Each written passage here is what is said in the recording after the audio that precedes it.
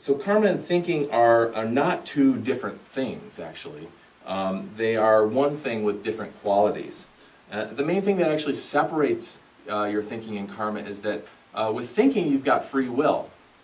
Karma is kind of operating behind the scenes. So, but we don't say that there's any predestiny.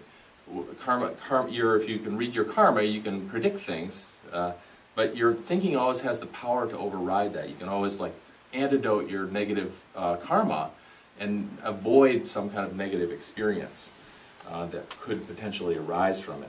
So we definitely have free will with our thinking. Fifth, why does karma exist? So this question sounds kind of like a kid asking their parent, "Daddy, why is the sky blue? Where does the sun shine? Why does the sun shine? And you know, why are there countless galaxies in a single deep space image from the Hubble telescope?" And it's all those wonderful questions that kids come up with. And well, karma is a natural law of karma, cause and effect. So a cause is the reason something happens, and effect is the thing that happens as a result of the cause. In Western science, we have something called Newton's third law, which is the law of reciprocal actions. And that's often simplified into the statement, to every action there is an equal and opposite reaction. The third law means that all forces are interactions, and thus there is no such thing as a unidirectional force. So influences from forces, they radiate out in all directions. So there is no question in my mind that thinking is a force of nature. And Buddha taught that the force of one's thinking does not act in a unidirectional manner. It actually does affect all beings in all universes through a system that we call interdependent origination. So no one thing in the universe exists in a vacuum without being dependent on all other things. So my positive thinking is the cause of my happiness, and because forces do not act in a unidirectional manner, my positive thinking becomes the condition for all beings' happiness. So we're not just talking about the sort of friends and family calling circle plan here, but we're talking about the all beings and all dimensions and all universes plan. The more powerful your thinking, the more influence that it exists. So every positive thinking I have affects all beings positively. Every negative thinking I have affects all beings negatively. So whoa, hold the phone. Suddenly, when you understand, experience, and realize these principles, these words of truth, you kind of grow up a little bit and kind of makes you want to become more responsible in your thinking. Just please think about that. So sixth and finally, how is it that karma, the natural law of cause and effect, is infallible?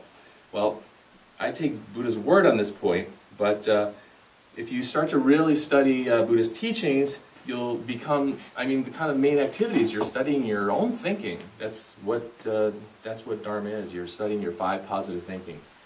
And you're also examining your negative thinking as well, and trying to reduce the negative ones, and trying to increase your positive thinking. But Buddha had, you put into practice some of Buddha's multitudinous techniques for fixing your negative thinking and increasing your positive thinking, then you'll really start to understand and gain a more faith in why cause and effect is infallible.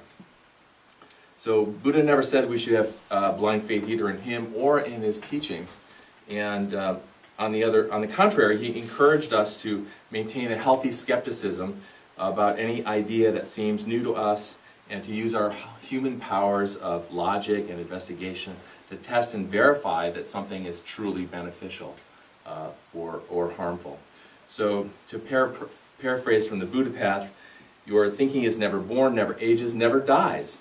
From beginningless time, your past moment thinking has reincarnated into your present moment thinking, and until you become Buddha, your present moment thinking will reincarnate into your next moment of thinking. Money back guarantee. And I'd like to conclude with this sage piece of advice from Patrul Rinpoche's Words of My Perfect Teacher. And it says, to see what you have done before, look at what you are now. To see where you are going to be born next, look at what you do now. And my little commentary on that quote is that your karma is written all over your present life. If you read the signs of your life, you'll actually be reading your karma, and you'll learn all about who you were in the past and who you are right now. And you're actually born again in every single moment. You're constantly reincarnating in every moment. So if you sincerely want to know your future, then deeply, regularly, and consistently, and with a dash of irreverence sometimes, look at your present moment thinking. Look at your present moment thinking. Yeah!